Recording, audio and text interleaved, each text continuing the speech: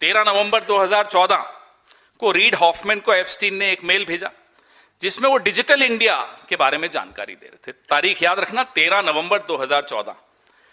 Digital India शुरू कब हुआ, अनाउंस कब हुआ, वो डेट भी देख लीजिए जरा। डिजिटल इंडिया जुलाई 2015 में शुरू हुआ, यानी कि एप्स्टीन को भारत के नागरिकों से पहले डिजिटल इंडिया की जानकारी हमारे बाबू हरदीप पुरी दे रहे थे।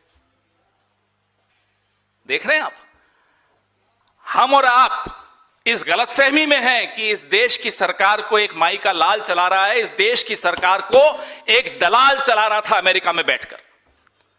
उस दलाल को पहले बताया जा रहा था कि डिजिटल इंडिया आ रहा है। अरे बोलने से पहले हरदीप पुरी जी, आपका कुछ तो इंटेलिजेंस होगा, आपने यूपीएससी क्वालिफाई किया है साहब।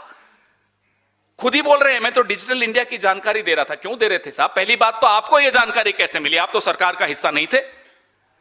फिर आप एप्स्टीन को क्यों जानकारी दे रहे थे? वो किस चीज का हिस्सा था? और नरेंद्र मोदी जी, अब आप बताइए, क्या जयशंकर को नकारा आप भी मानते हैं? हम तो मानते हैं।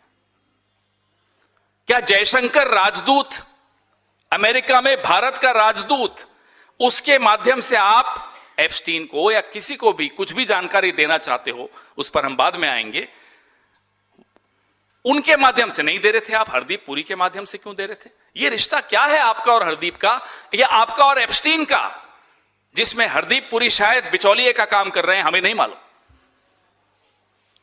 तो हरदीप पुरी डिजिटल इंडिया की बातें कर रहे हैं। डिजिटल इंडिया की घोषणा होने से पहले किससे बात कर रहे हैं साहब? एप्स्टीन से। बताइए, हैरान हो जाने वाली बात है या नहीं?